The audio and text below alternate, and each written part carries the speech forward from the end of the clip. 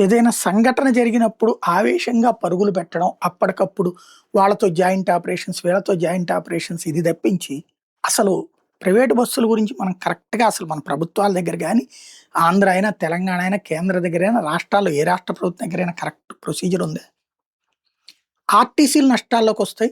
Private బస్సులు లాభాల్లో ఉంటాయి. ఎలా? ఖర్చు తక్కువ, నిర్వహణ ఖర్చు తక్కువ. అదే సందర్భంలో ప్లానింగ్ ఎక్కువ. మరొకటి ఆర్టీసీ బస్సులకి కావాలని చక్కటివి కొనరు. స్లీపర్ బస్సులు ఆర్టీసీలో ఎన్నున్నాయి, ప్రైవేట్‌యి ఎన్నున్నాయి? ఆర్టీసీ దగ్గరున్న దానికి 500 రెట్లు ఎక్కువుంటాయి ప్రైవేట్‌లో. ఎందుకని ఆ పరిస్థితి? అంటే కొనరు. ఇక్కడ కొనేస్తే ఆర్టీసీ లాభపడిపోతుంది, బాగుపడిపోతుంది. ఇప్పుడు ఆర్టీసీ ఒక 1000 ప్రైవేట్ బస్సులు కొందనుకోండి, ఏది స్లీపర్ బస్సులు. దాంట్లో ఎక్కుతారా? ప్రైవేట్ బస్సుల్లో ఎక్కుతారా? కొనరు. మనకు ప్రభుత్వాలు మనకి ఎవరిని అడుగుతాం? ఏం అడుగుతాం? మనకు నచ్చిన నాయకుడు ఉంటాడు. ఏ ఎదవ పని చేసినా కరెక్ట్.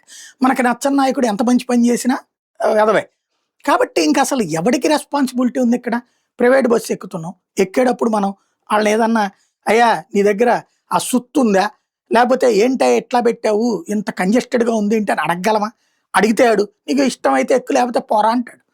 ఇంకోటి ప్రైవేట్ బస్సుల్లో రెగ్యులర్‌గా మెయింటెనెన్స్ ఎవడు చూస్తున్నాడు? ఎవడు చూడ్డు. ఆర్టీసీ దానికి ప్రతిసారి బయటికెళ్ళేటప్పుడు డిపో మేనేజర్ సంతకం పెట్టాల. దీంట్లో ఎవడు పెడతాడు? ఎవడికి సంబంధం ఇందులో?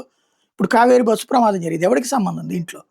ప్రాణాలు కోల్పోయినోళ్ళకి కేంద్ర ప్రభుత్వం 2,00,000 ఇస్తది. ఏ ముక్కులోకెళ్తాయి? వాళ్ళందరి జీవితం ఏంటి? భావి భారత భవిష్యత్తేంటి? మధ్య వయస్కులైనటువంటి ఆళ్ళు చనిపోయారు. వాళ్ళ పిల్లల బ్రతుకేంటి? అలాగే రేపు తమ బిడ్డలు తమ జీవితానికి కదిలొస్తారనుకున్నారు. వాళ్ళు చనిపోయారు. ఇప్పుడు ఆ తల్లిదండ్రుల బ్రతికేంటి? ఎన్ని జీవితాలు అతలాకుతలం అయిపోయినియి. ఇప్పుడు ఆళ్ళని చెక్ చేసాం, వీళ్ళని చెక్ చేసాం. అందులో అది తేడా వచ్చింది, ఇందులో ఇది తేడా వచ్చింది. ఎవరు రెస్పాన్సిబిలిటీ? ఎవరు ఈ పాపానికి బాధ్యులు?